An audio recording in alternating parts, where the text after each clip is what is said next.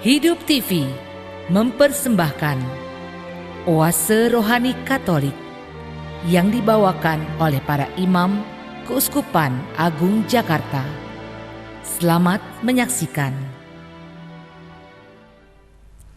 Selamat jumpa lagi sahabat Oase Rohani Katolik. Kita bertemu kembali dalam acara siaran Oase Rohani Katolik. Berbahagia sekali karena hari ini Romo Petrus Tunjung Kesuma PR telah hadir bersama kita, dan saya Benedict Marita akan menemani Anda semua kurang lebih selama 1 jam ke depan. Baiklah, kita menyapa salam damai kepada Romo Tunjung yang sudah hadir bersama kita pada hari ini. Salam damai Romo. Salam damai, Bu. Sehat Romo? Sudah lebih baik. Amin. Baiklah pendengar kasih, sahabat Oase Rohani Katolik, kita awali jumpa kita dengan sebuah doa yang akan dipimpin oleh Romo Tunjung. Demi nama Bapa dan Putra dan Roh Kudus. Amin. Allah yang Maha Kasih, kami bersyukur karena kami dapat bersama-sama merenungkan sabda-Mu, dan juga kami dapat mencoba menghayatinya di dalam kehidupan kami. Ajarilah kami ya Allah seperti Engkau sendiri, agar kami mampu untuk berbelas kasih kepada sesama kami, terutama mereka yang sangat membutuhkan. Jadikanlah kami alat-alat-Mu, sehingga melalui diri kami yang penuh dengan kekurangan dan kelemahan ini, Engkau dapat dinyatakan. Dan semoga setiap orang yang bertemu dengan kami dapat sungguh-sungguh mengalami kemuliaan-Mu. Ini semua kami mohon dengan perantaraan Kristus Tuhan kami. Amin. Demi nama Bapa dan Putra dan Roh Kudus. Amin. Amin. Baiklah sahabat Oase Rohani Katolik, antifon pembuka kita untuk hari ini adalah: Sudilah engkau menjadi gunung pengungsianku dan benteng pertahananku yang kuat, sebab engkaulah pelindung dan penyelamat. Demi namamu engkau akan membimbing dan menuntun daku. Bacaan hari ini diambil dari kitab Imamat bab 13 ayat 1 sampai 2, dilanjutkan ayat 44 sampai 46. Tuhan Allah berfirman kepada Musa dan Harun, apabila pada kulit badan seseorang ada bengkak atau bintil-bintil atau panu yang mungkin menjadi penyakit kusta pada tubuhnya, ia harus dibawa kepada Imam Harun atau kepada salah seorang dari anak-anaknya yang adalah imam. Karena orang itu sakit kusta, maka ia najis, dan imam harus menyatakan dia najis. Karena penyakit yang di kepalanya itu, orang yang sakit kusta harus berpakaian cabik-cabik dan rambutnya terurai. Ia harus menutupi mukanya sambil berseru-seru, najis, najis, najis. Selama ia kena penyakit itu, ia tetap najis. Memang ia najis.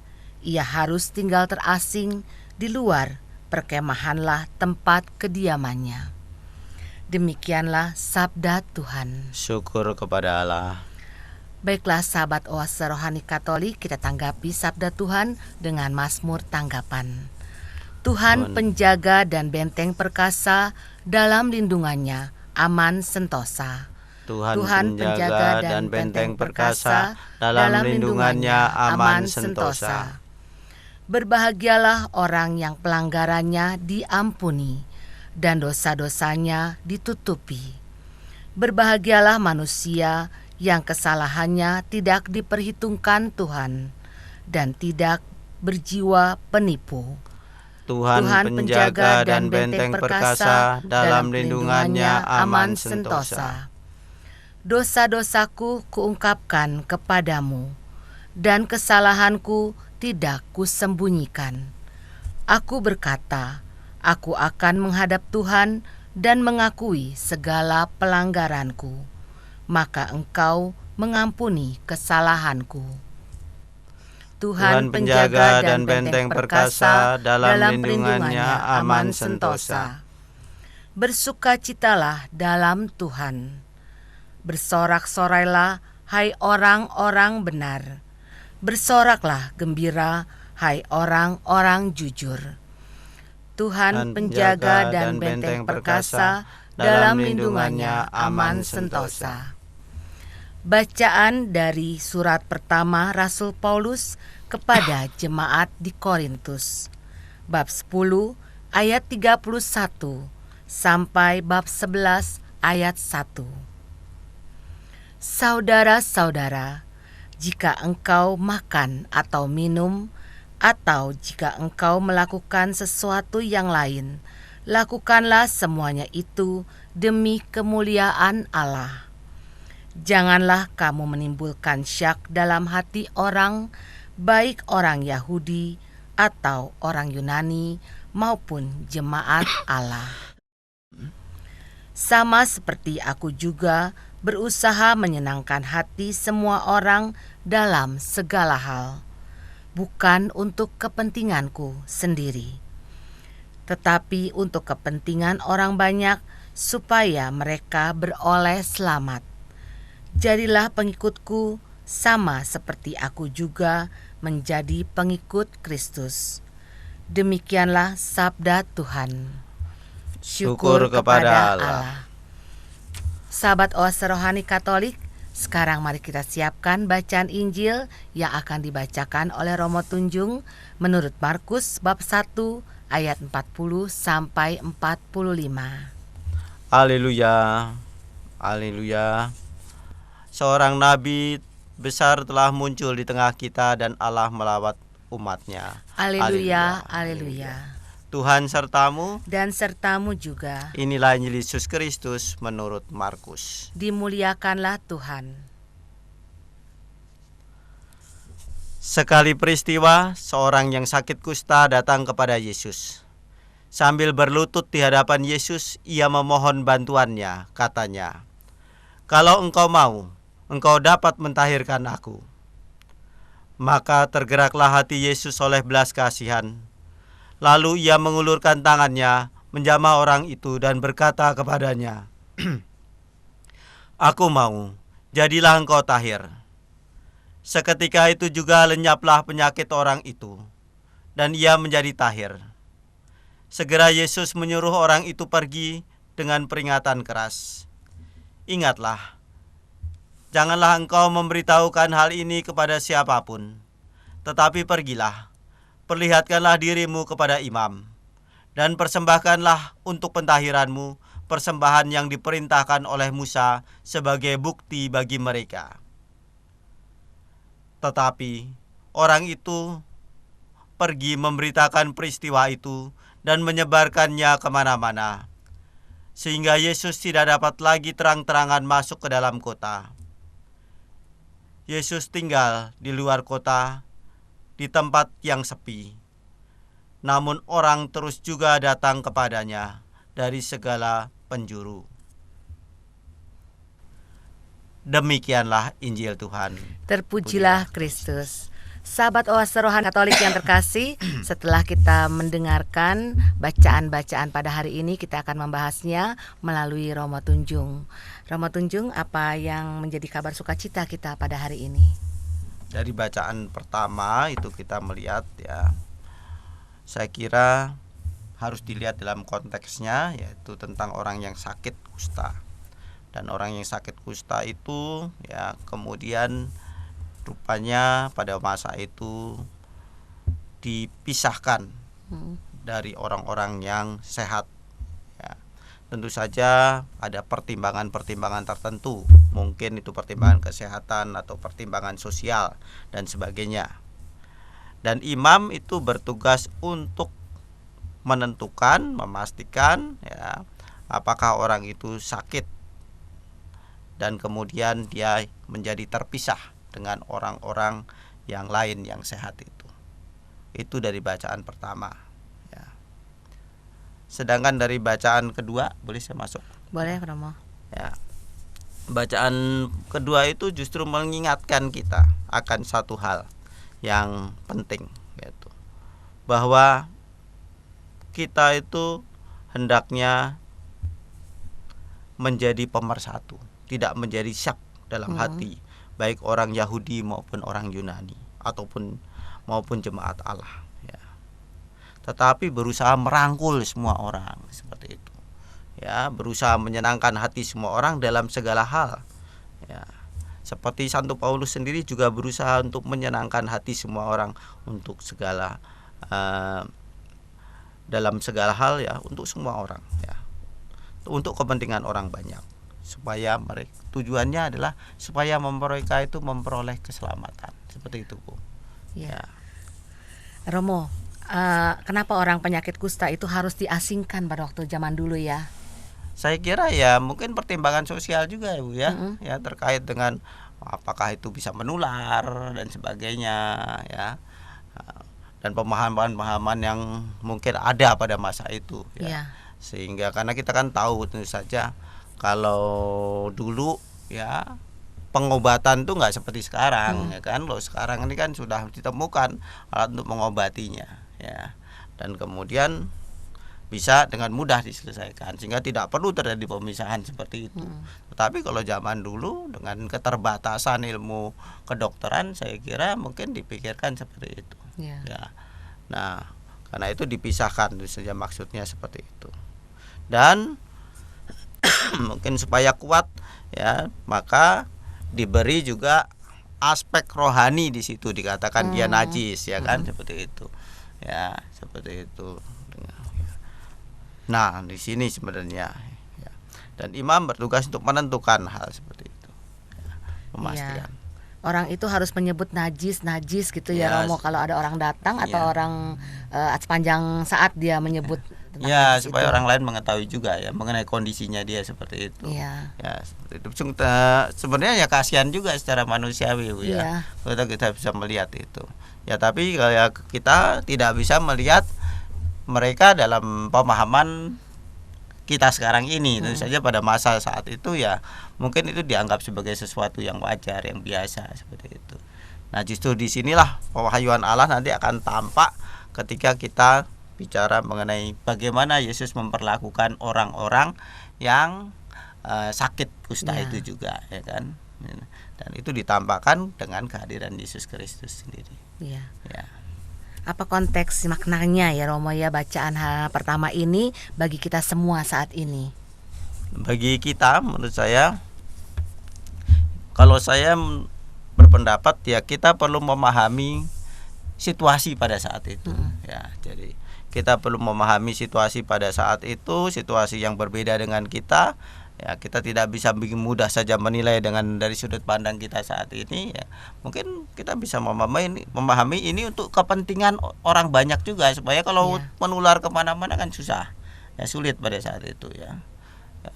Maka saya kira ini adalah usaha masyarakat juga agama untuk melindungi keseluruhan dari masyarakat itu, ya, kita pahami aja seperti itu. Walaupun dengan cara ini akibatnya ada beberapa orang yang sudah terkena penyakit itu ya terpaksa harus disingkirkan. Ya, sangat disayangkan, ya. Tapi ya itulah pada saat itu kita harus mengerti, memahaminya pada saat itu. Iya, pada saat itu harus dibawa, diasingkan, kemudian harus menyerukan najis-najis, ya, dan juga untuk melindungi yang lain, kan, seperti itu. Ya kan? Kenapa mereka harus dibawa kepada seorang imam, Mo? Saya melihat begini, imam itu adalah orang yang mempunyai otoritas, ya, mempunyai di dalam suatu masyarakat, ya, religius. Imam itu mempunyai otoritas, dia bisa dia yang memutuskan. Jadi tidak semua orang bisa memutuskan sendiri-sendiri, tapi orang yang sungguh-sungguh mempunyai otoritas mampu untuk memutuskan seperti itu, ya. Dengan demikian orang tidak mudah untuk kemudian dinilai sesuai dengan selera masing-masing. Imam pun juga harus memutuskan bukan berdasarkan apa yang dia mau, tapi juga berdasarkan pertimbangan-pertimbangan objektif, seperti itu. Iya. Kemudian konteksnya untuk saat ini apa, Mo? Pada kita manusia, kita saat ini. Pada saat ini saya merasakan begini, ya, memang dari sini kita, ya, bisa melihat bagaimana, ya, akhirnya, ya, pewahyuan itu berkembang, ya. Nah, itu yang menurut saya yang harus kita perhatikan. Pewahyuan itu akhirnya berkembang sehingga kita akhirnya sampai pada suatu pemahaman mengenai Allah yang mencintai kita, Allah yang baik, Allah yang tidak menyingkirkan orang dan sebagainya. Menurut saya itu yang perlu kita dapatkan. ya. Untuk kita saat ini ya, kita melihat bahwa Allah itu mewahyukan diri dan pewahyuan itu berkembang ya. Seperti itulah yang sudah kita bisa kita dapatkan. Iya. Ya. Iya. Pada bacaan kedua Mo yang dikatakan oleh Paulus ini, apakah artinya Mo, janganlah kamu menimbulkan syak dalam hati orang, baik orang Yahudi atau orang Yunani maupun jemaat Allah. Saya kira ini perlu dilihat dalam konteks juga Bu ya. Orang Yahudi, orang Yunani, mereka mempunyai tradisi-tradisi dan cara berpikir tertentu. Nah, kita janganlah menimbulkan praduga-praduga di antara mereka-mereka yang mempunyai latar belakang tertentu. Ya, tetapi berusaha untuk justru menyatukan gitu. Tidak menimbulkan salah paham satu sama lain ya. Di sini fungsi yang menurut saya fungsi yang sangat penting kita kembangkan ya. Yaitu bagaimana kita bisa menjadi pemersatu, tidak menjadi batu sandungan ya kan, bagi orang lain ya kan, ya, supaya kita itu bisa merangkul bagi banyak orang dan sebagainya. Ya, jadi menjadi pengikut Kristus ya Mo ya. Ya, dan ini juga sama ya. Saya melihat ada kesamaan dua hal ini. Oh ya. Dikatakan ya, tetapi untuk kepentingan orang banyak. Saya kira pemisahan yang terjadi pada bacaan pertama terkait dengan orang kusta itu untuk kepentingan orang banyak juga. Ini juga untuk kepentingan orang banyak juga. Tapi pendekatannya lain. Iya. Kalau pendekatan yang pertama itu mungkin orang-orang yang sakit itu kemudian dalam arti tertentu seperti terabaikan gitu kan. Sedangkan di sini kita tidak, semuanya kita coba kita rangkul ya kan. Sebenarnya seperti Santo Paulus bilang, aku ingin ya dalam sama seperti aku juga berusaha menyenangkan hati semua orang. Jadi semuanya orang itu dalam arti bahasa kita itu adalah gitu win-win solution ya, semuanya mengalami kegembiraan ya kan, seperti itu. Dan untuk kepentingan orang banyak juga. Jadi kalau yang satu dikalahkan, satu untuk kepentingan yang lain, ini coba dirangkul semuanya. Ya kan, seperti itu. Ya.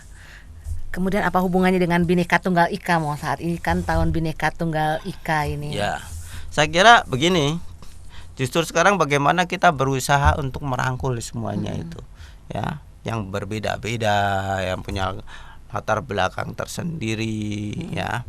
Kita punya mungkin budaya tersendiri, pemikiran tersendiri. Bagaimana kita itu bisa menjadi sarana untuk merangkul mereka semuanya, menjadi sarana bersatu untuk kepentingan orang banyak.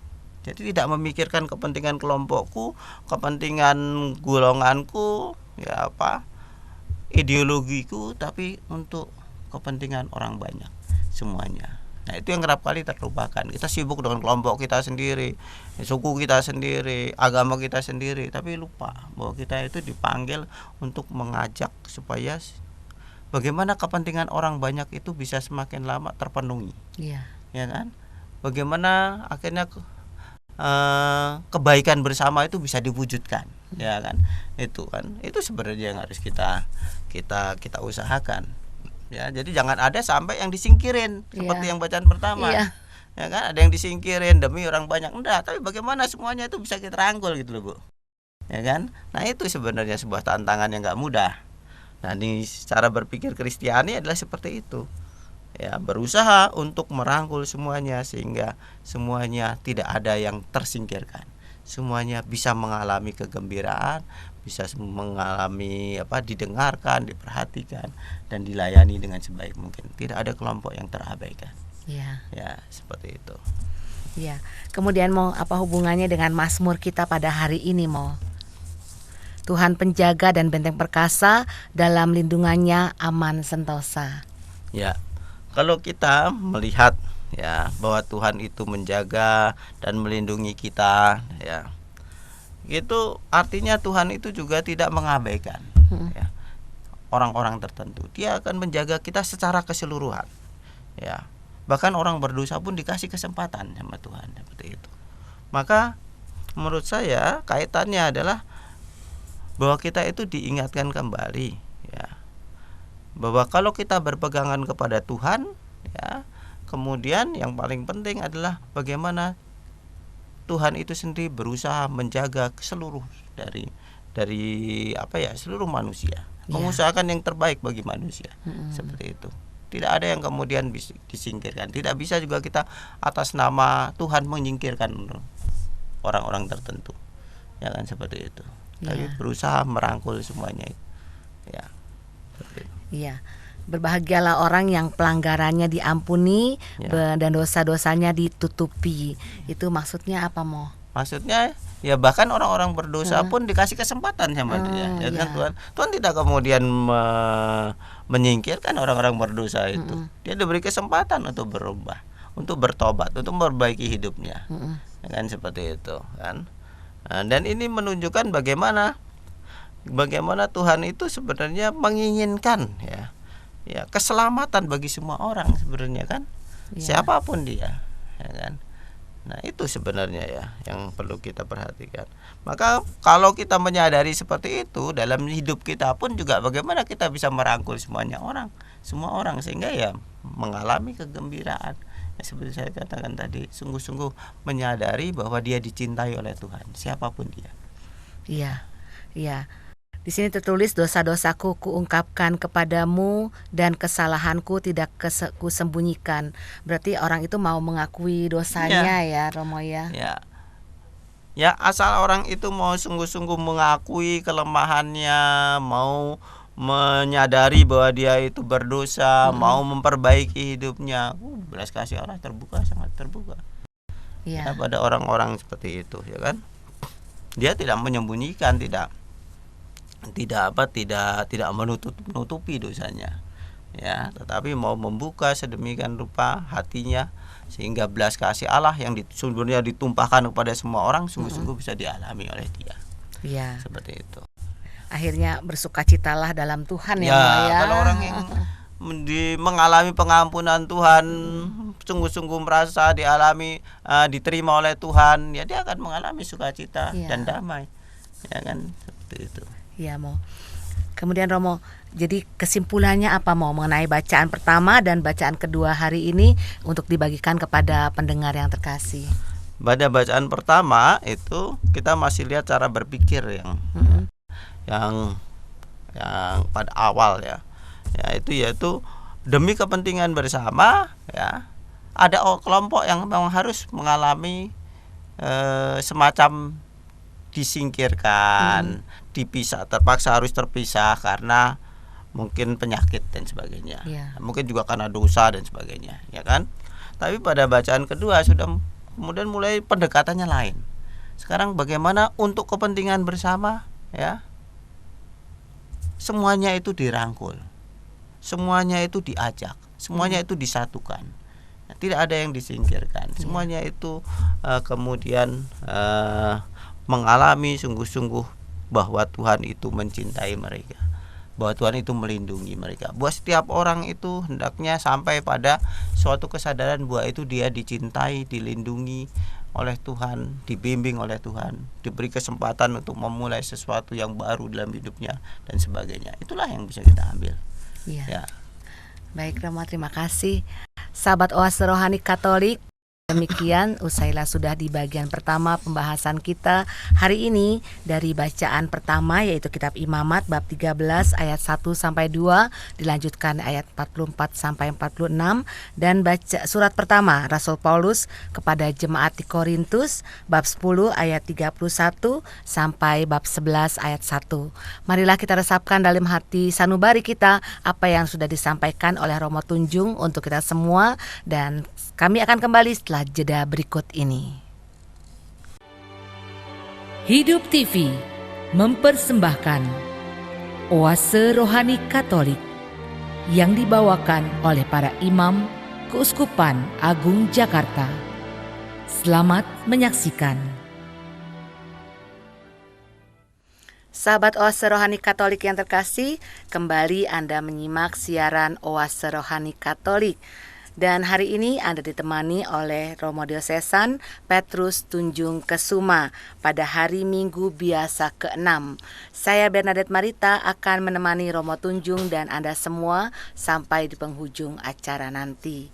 Saya ingatkan kepada Anda yang mau bertanya atau mengirimkan usul dan saran, Anda dapat kirim ke nomor handphone kami 0822 1036 1555, 0822 1036 1555.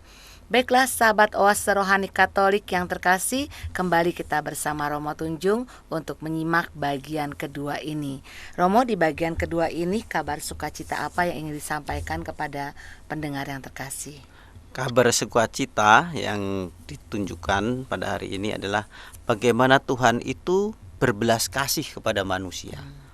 Ya. Berbelas kasih kepada manusia ya, Mo? Ya, terutama mereka yang sangat membutuhkan. Ya. Maka saya sangat terkesan dengan apa yang ada tertulis di sini. Maka tergeraklah hati Yesus oleh belas kasihan. Ya. Alih-alih seperti yang pada bacaan pertama, orang itu dipisahkan, Yesus itu kemudian menyembuhkan orang yang sakit kusta. Ya. Dengan demikian dia itu bisa bersatu lagi, bergabung lagi bersama dengan saudara-saudaranya yang sehat, ya. Jadi tidak terpisahkan lagi, ya kan? Dan di sini kita perhatikan peran yang menarik, ya. Kalau tadi dikatakan dalam bacaan pertama, ya, dikatakan demikian: apabila pada kulit badan seseorang ada bengkak atau bintil-bintil atau panu yang mungkin menjadi penyakit kusta pada kulitnya, ia harus dibawa kepada Imam Harun atau kepada salah seorang dari antara anak-anak yang adalah imam. Ya. Karena orang itu sakit kusta, maka ia najis dan imam harus menyatakan dia najis. Ya. Itu kan menunjukkan dia kemudian akan menjadi terpisah, ya Bu, ya. Kalau di sini Yesus mengatakan demikian yang menarik. Ingatlah, jangan engkau memberitahukan hal ini kepada siapapun, tetapi pergilah, perlihatkanlah dirimu kepada imam, dan persembahkanlah untuk pentahiranmu persembahan yang diperintahkan oleh Musa sebagai bukti mereka. Kalau yang pertama itu menyatakan bahwa dia itu sakit kemudian ia dipisahkan, sekarang itu dinyatakan sembuh dan dia kemudian bisa bersatu lagi dengan apa? Dengan keluarganya, dengan orang-orang yang sehat dan sebagainya, masuk dalam komunitasnya lagi seperti itu. Nah, di sini menurut saya kita bisa mengambil satu pemahaman, ya, bahwa Yesus itu membawa orang kepada persatuan, ya, membuat orang kemudian tidak lagi terpisah tetapi bersatu. Apa yang membuat dia bersatu? Yang membuat dia bersatu, membuat kita bisa bersatu, ya, itu adalah belas kasihnya dia itu. Ya. Belas kasih Allah itu yang membuat kita tidak membuat batas, ya, tidak membuat jarak. Kemudian belas kasih itu membuat kita berani untuk kemudian mendekati orang lain, merangkul orang lain, juga orang yang mungkin berbeda dengan kita. Itu sebenarnya yang mau dikatakan, ya. Jadi persatuan yang telah kita bahas tadi terkait dengan bacaan kedua juga, ya, itu hanya bisa kalau kita memiliki belas kasih. Saya memahami belas kasihan ini sebagai bela rasa, Bu. Bela rasa itu adalah bisa merasakan apa yang dirasakan oleh orang lain, ya. Jadi kita tidak kemudian mengambil menjadi pribadi yang berjarak dengan penderitaan orang lain, tapi sungguh-sungguh bisa merasakan apa yang dirasakan oleh orang lain itu. Kesedihannya, kegembiraannya, kecemasannya, ketakutannya, membuat kita nggak kemudian mudah menilai, kita menghakimi mereka, tapi mengerti mengapa mereka mengalami seperti itu, ya kan? Ya. Mengerti juga penderitaan orang lain seperti itu. Nah, ini yang kerap kali sulit dalam zaman sekarang, Bu. Orang mudah sekali menilai, mengadili dan sebagainya orang lain. Ya, orang yang melakukan ini seperti ini kita adili, kita membuat jarak, ya kan? Coba kalau kita mencoba untuk memahami, mengerti mengapa sih dia begitu, mengapa sih dia kemudian melakukan hal-hal yang mungkin bagi kita agak kurang biasa, ya kan? Mungkin kita kemudian bisa memahami dan bisa merangkul mereka. Ya. Dan banyak orang itu dalam penderitaan itu tidak butuh orang nasihat-nasihat banyak, atau bisa katakan beginilah, mungkin tidak butuh terlalu ekstrim. Orang lain itu tidak pertama-tama membutuhkan nasihat-nasihat, tapi yang dibutuhkan dia adalah orang yang bisa merasakan apa yang dirasakan. Mungkin orang itu tidak datang bukan dengan nasihat-nasihat yang luar biasa, tapi kalau dia tahu bahwa dia penderita dan ada orang yang merasakan penderitaan dia dikuatkan. Iya. Ya, dan dia merasa bahwa dia tidak sendirian. Nah, Tuhan ini ya, yang kita imani ini, Yesus ini ya adalah Tuhan yang sungguh-sungguh bisa merasakan. Sehingga di dalam kesulitan orang, di dalam penderitaan orang, dia itu dekat dengan kita, juga memahami kita. Nah, seperti itu. Dan itu menjadi kekuatan kita juga, gitu loh. Iya. Iya. Bagaimana perasaan orang yang sakit kusta itu ya, Mo ya. Iya. Padahal kan dia tidak tahu dia sakit, dia tidak mau sakit juga. Terus tiba-tiba dia terkena penyakit kusta gitu. Iya. Iya. Kalau kita bisa memahami dia, bagaimana penderitaannya, bisa membantu dia, itu kemudian kita mempersatukan dan menguatkan dia juga, Bu. Ya kan? Jadi bukan hanya kita kemudian bersatu, ya. Tetapi juga memberikan dia harapan, ya. Dia tidak merasa ditinggalkan sendirian. Iya. Tidak kemudian merasa terlupakan atau terabaikan. Ya. Dan persatuan itu muncul dari kalau orang lain itu mau berbela rasa satu sama lain. Ya, memahami lah. Bukan hanya memahami secara intelektual, tapi sungguh-sungguh merasakan apa yang dirasakan oleh orang lain itu, ya kan? Seperti itu. Iya. Romo, bagaimana perasaan orang kusta itu saat ia dikucilkan lalu disendirikan seperti pada bacaan pertama tadi ya, Mo? Bagaimana sakitnya ataupun bagaimana dia menderitanya, sudah sakit kemudian dikucilkan pula. Ya. Dan Yesus tahu itu. Yesus merasakan apa yang dirasakan, karena itu Yesus kemudian menyembuhkan. Yesus tidak hanya kasihan ya, tapi kemudian dari dalam hatinya itu tergerak ya untuk berbuat sesuatu bagi orang itu. Karena dia sungguh-sungguh bisa merasakan. Nah, kita itu dipanggil hal yang sama. Kita dipanggil untuk mampu merasakan apa yang dirasakan oleh orang lain, sesama kita. Ya. Saya kira syarat persatuan, kebersamaan yang kita usahakan adalah kalau kita itu punya semangat untuk berbela rasa. Ya. Berbela rasa kepada siapa saja siapa saja ya. Betul. Terutama kepada mereka yang menderita, mereka yang terlupakan, mereka yang tersingkirkan, mereka yang kecil, mereka yang tidak berdaya. Ya kan? Kan kerap kali kita tutup mata saja. Ya. Ya kan? Atau kita anggap kita enggak, ya kita mungkin bukan dengan maksud buruk ya, mungkin karena banyak kesibukan dan sebagainya kita mungkin kurang mampu untuk merasakan seperti itu. Iya. Ya. Romo, bagaimana tentang berbela rasa ini dikembangkan di rumah kita sendiri, dalam keluarga kita maupun pada orang-orang di lingkungan kita sendiri, Mo? Ya, misalnya ya di dalam rumah, ya itu sederhana saja. Orang tua memahami bagaimana pergulatan dari anak-anaknya, ya untuk studi misalnya. Banyak kan orang tua menargetkan kamu harus dapat nilai 9, kamu dapat nilai 10 dan sebagainya. Tetapi nggak pernah memahami bagaimana anak itu berjuang dengan sungguh-sungguh untuk mendapatkan seperti itu. Kalau seandainya tidak mendapatkan apa yang ditargetkan orang tua, biasanya orang tua marah, ya kan? Mengatakan kamu malas. Padahal belum tentu dia malas. Dia mungkin sudah berjuang dengan keterbatasannya, dengan kekuatannya. Kalau orang tua itu memahami perjuangan anak-anaknya itu dengan susah payah, ya kemudian dia akan bisa bisa mendorong, menguatkan, ya kan? Ya.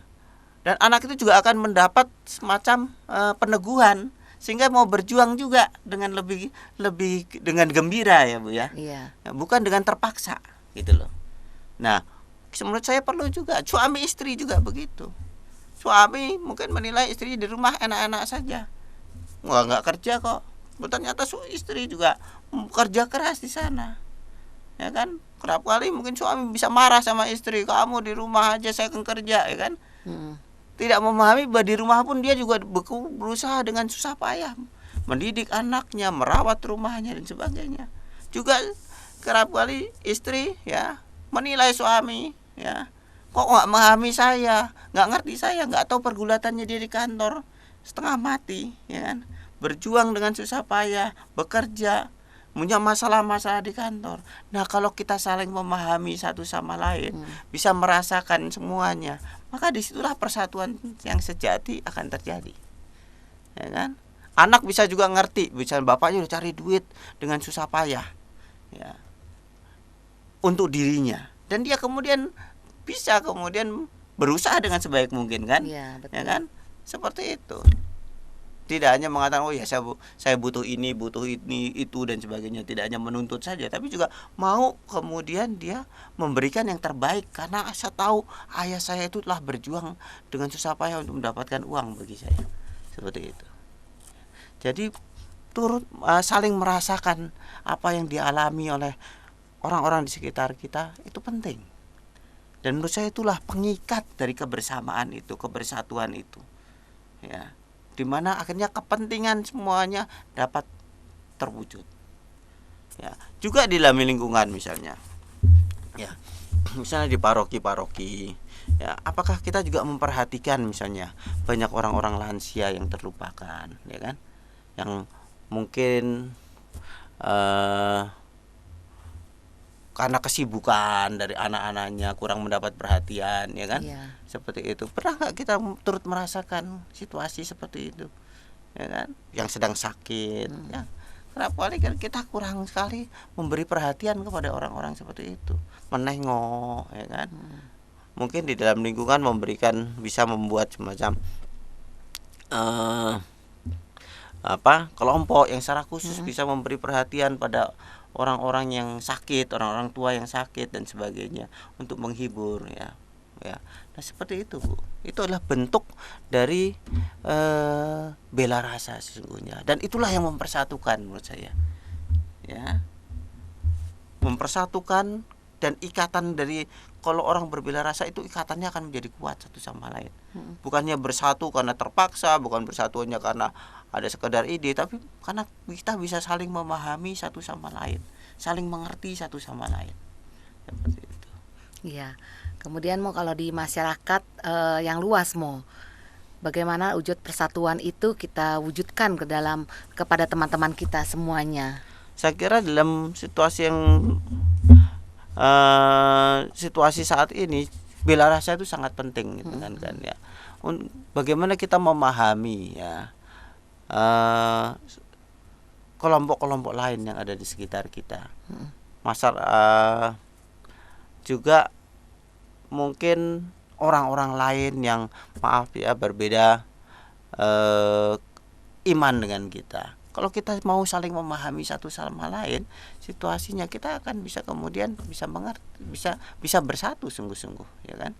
Kita bisa tahu kesulitan mereka, masalah-masalah mereka yang mereka hadapi, seperti itu. Juga dalam relasi antara, misalnya dalam bidang sosial misalnya, kalau kita bisa memahami kesulitan yang dihadapi oleh saudara-saudari kita yang maaf ya secara ekonomis kurang nggak mampu, seperti itu, bagaimana perjuangan mereka, mungkin kita akan bisa menjadi peneguh bagi mereka juga, gitu loh, yang meneguhkan, dan itu terjadilah relasi yang menurut saya sungguh-sungguh mengikat sama lain, ya kan. Maka berbela rasa itu menurut saya adalah ikatan yang kuat, ya. Kita tidak bisa menyingkirkan orang lain, ya. Kita mempersatukan orang lain, dan persatuan menurut saya yang paling tepat adalah kalau kita bisa saling berbela rasa satu sama lain, ya kan. Mengerti kesulitan, mengerti kegembiraan dan sebagainya. Kalau ada kegembiraan dalam kelompok lain, kita bisa ikut bergembira. Kalau ada penderitaan di kelompok tertentu, kita bisa ikut merasakan. Bahkan kalau bisa kita menolong mereka, gitu loh. Ya, jadi jangan yang satu gembira, yang satu iri, yang satu sedih, yang satu gembira nyukurin seperti gitu, atau malah bergembira pada penderitaan. Tidak, bukan. Tapi kita sungguh-sungguh mau memahami satu sama lain, seperti itu. Iya. Ya. Terima kasih Romo. Bagaimana kalau di lingkungan sekolah Mo tentang berbela rasa ini yang harus ditekankan kepada anak-anak siswa tentang berbela rasa? Ya, saya kira itu bisa dikembangkan, ya, dengan cara menumbuhkan kepekaan kepada teman-teman yang misalnya tidak mampu misalnya, ya. Saya masih ingat dulu saya bekerja di sebuah universitas, ya. Iya. Kemudian saya minta, kebetulan saya membimbing suatu kelompok persekutuan doa. Saya mengatakan kita saya kira kita bagus berdoa bersama-sama. Tetapi menurut saya kita perlu juga memiliki karya kerasulan kita. Karena kalian itu adalah para mahasiswa, maka karya kerasulan kalian adalah memberi perhatian kepada teman-teman yang mungkin kurang talentanya, kurang dalam arti kemampuan intelektualnya kurang tinggi, yang harus berjuang dengan studinya. Jadilah teman-teman mendampingi, membantu mereka sehingga akhirnya mereka bisa mendapat hasil yang baik. Dan mereka mendampingi, Bu. Dan menarik sekali, akhirnya banyak orang tertolong dengan itu studinya. Ada yang mungkin bukan karena kelemahan dirinya, tetapi karena metode belajarnya keliru dan sebagainya, itu dibantu oleh teman-teman, akhirnya bisa terbantu.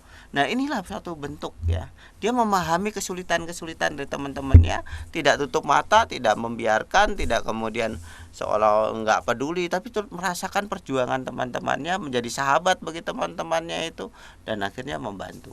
Ya, nah inilah menurut saya juga di sekolah ya. Nah, sekolah kita itu kesulitannya adalah selalu menimbulkan persaingan ya. Saing-saingan. Jadi kalau orang yang lemah, bukannya di teman-temannya mendampingi, membantu dia untuk berkembang, tapi justru malah temannya tutup mata ya. Mungkin dalam arti tertentu ya juga malah bergembira dengan wah, teman saya saingan saya udah nggak bisa kan. Nah, menurut saya semangat itu harus kita ubah. Bagaimana kita bisa saling tolong menolong, saling bantu membantu, kemudian akhirnya mereka bisa maju bersama-sama demi kepentingan bersama, dan itu ikatannya kuat kalau begitu, Bu. Ya, seperti itu. Iya, terima kasih, Mo. Romo, bagaimana tentang dalam lingkungan kita, Mo? Dalam lingkungan wilayah sehari-hari kehidupan berbineka tunggal ika ini menimbulkan persatuan ini, Mo.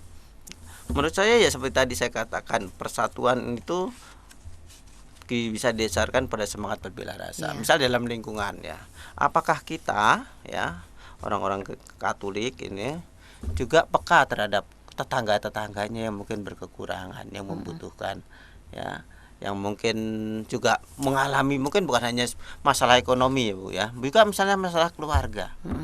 Bisa nggak jadi sahabat bagi mereka ya? Bahkan kalau mereka itu bukan tidak seiman dengan kita, bisa nggak kita jadi sahabat bagi mereka? Saya kira kita itu sebenarnya dipanggil untuk menjadi sahabat yang memahami perjuangan mereka itu, segala usaha mereka, pergulatan mereka, masalah-masalah mereka, kita dipanggil. Ya, disitulah kita kemudian bisa mewujudkan persatuan itu, ya kan? Kalau saya berpendapat persatuan itu bukanlah kata-kata ya, Bu ya, yang bagus ya. Itu harus diwujudkan dalam sikap hidup, dan sikap hidup yang harus kita kembangkan adalah sikap hidup yang berbela rasa satu sama lain ya.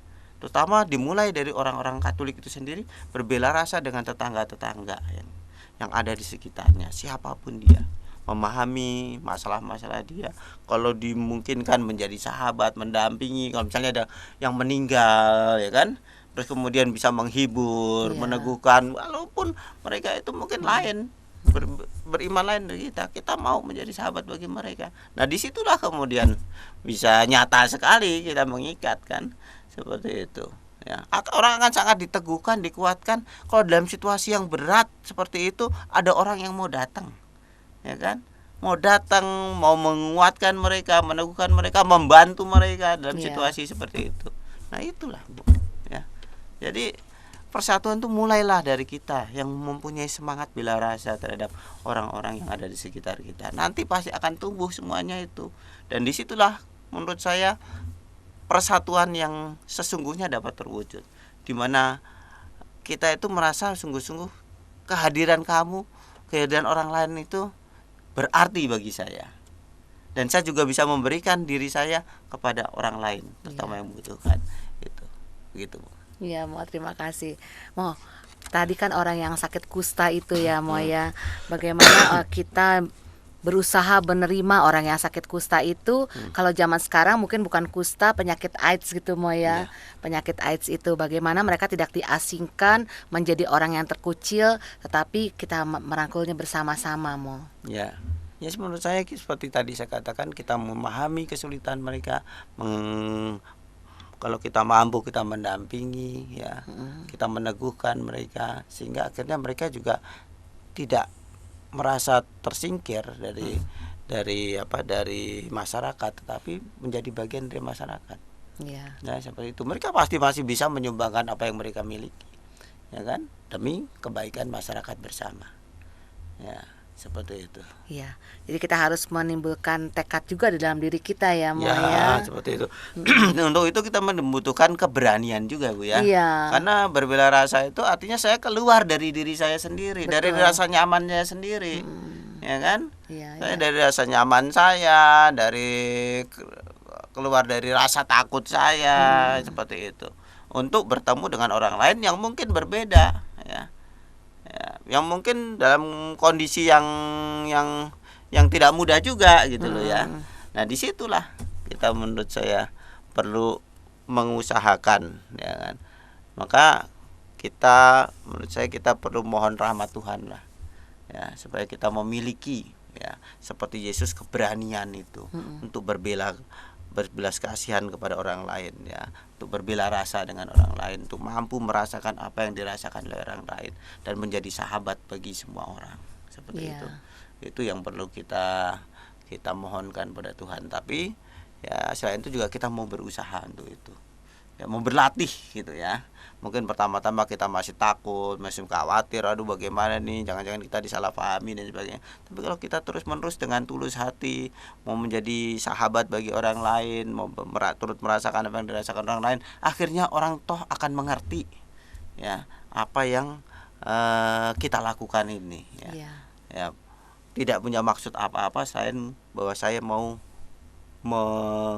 membagikan kasih saya kepada mereka, seperti itu. Iya, terima kasih Mo.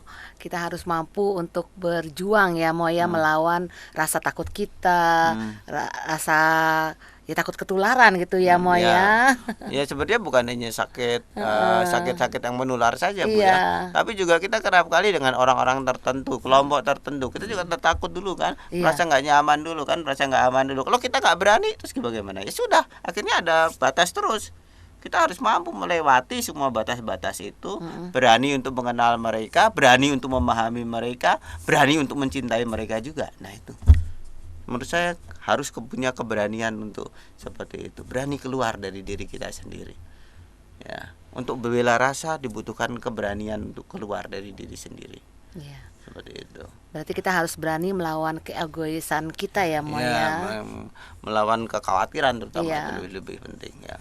Kerap kali kan ada imajinasi macam-macam. Wah, nanti kalau begini gimana, ini begini gimana, ini bagaimana, ya kan? Itu yang menghambat kita kan. Iya. Ya, yang sebenarnya mungkin itu tidak akan terjadi, tapi karena itu kita pelihara besar, kemudian menjadi menakutkan kita, menjadi penghalang kita.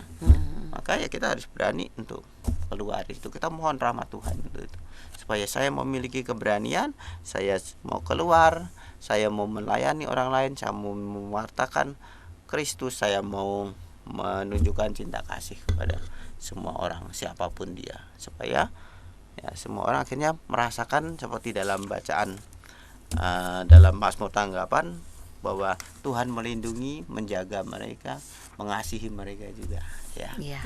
Ya. Iya. Terima kasih Mo. Nah, kasih Tuhan kan sungguh indah ya Mo untuk kita semuanya. Bagaimana Tuhan menciptakan kita, kemudian mempersatukan kita dan menjadikan kita satu kesatuan yang utuh di antara semuanya ya Mo ya. Ya. Nah Mo, bagaimana tentang bacaan Injil ini menjadi suatu kesimpulan yang dibagikan kepada pendengar yang terkasih Mo? Ya. Menurut saya ya, yang perlu kita tangkap dari bacaan Injil adalah Iya. bagaimana kita itu bisa menjadi apa ya, dan berarti sarana-sarana persatuan, ya, Iya betul. di antara orang-orang yang ada di sekitar kita yang berbeda-beda dengan kita. Bagaimana kita menjadi alat Tuhan untuk persatuan itu adalah kalau kita mau berbela rasa. Kalau kita mau berbela rasa dengan orang-orang lain yang ada di sekitar kita, terutama orang-orang yang menderita, orang-orang yang lemah, orang-orang yang terlupakan, seperti itu. Nah, untuk bisa berbela rasa itu, yaitu turut merasakan apa yang dirasakan oleh orang lain, menjadi sahabat, berempati dengan orang lain, itu dibutuhkan keberanian keluar dari rasa nyaman kita, dari rasa aman kita, ya, sehingga akhirnya setiap orang itu sungguh-sungguh merasa diterima, setiap orang sungguh-sungguh merasa dicintai, setiap orang merasa sungguh-sungguh mendapatkan seorang sahabat yang bersama dia di dalam suka maupun duka. Dan itulah yang menurut saya yang telah ditunjukkan oleh Yesus kepada kita. Itu saja. Terima kasih Romo. Ya.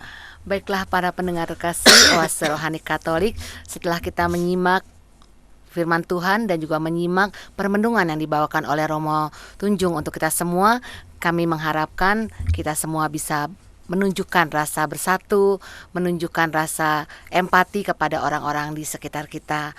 Maka Romo Diocesan Petrus Tunjung Kesuma dan saya Bernadette Marita undur diri dari ruang dengar Anda. Kami mengucapkan salam damai, tetap semangat dan tersenyum. Kita akan tutup jumpa kita dengan doa penutup dan berkat Tuhan melalui Romo Tunjung. Demi nama Bapa dan Putra dan Roh Kudus. Amin. Amin. Allah yang Maha Kasih, kami bersyukur kepadamu karena Engkau telah mengangkat kami menjadi anak-anak-Mu. Kami mohon kepadamu supaya hidup kami sungguh-sungguh selaras dengan panggilan kami itu. Kami mohon juga kepadamu ya Allah, semoga kami dapat menjadi alat-alat pemersatu di dalam lingkungan hidup kami, melalui bela rasa, melalui cinta kasih, melalui empati kepada sesama kami. Semoga dengan demikian kerinduan-Mu agar kami semuanya dapat bersatu sungguh-sungguh terwujud melalui diri-diri kami ini. Bantulah kami agar kami tidak dipenuhi rasa khawatir dan takut menjadi alat-alat pemersatu itu. Tetapi tumbuhkanlah di dalam diri kami keberanian, sehingga akhirnya melalui sikap kami, melalui tindakan kami, melalui hidup kami, nama-Mu semakin dimuliakan. Amin.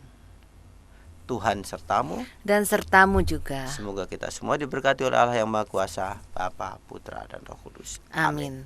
Baiklah sahabat Oase Rohani Katolik, sampai jumpa lagi di acara Oase Rohani Katolik berikutnya. Kita Bhinneka, kita Indonesia. Demikianlah Oase Rohani Katolik yang dibawakan oleh para imam Keuskupan Agung Jakarta. Tuhan memberkati.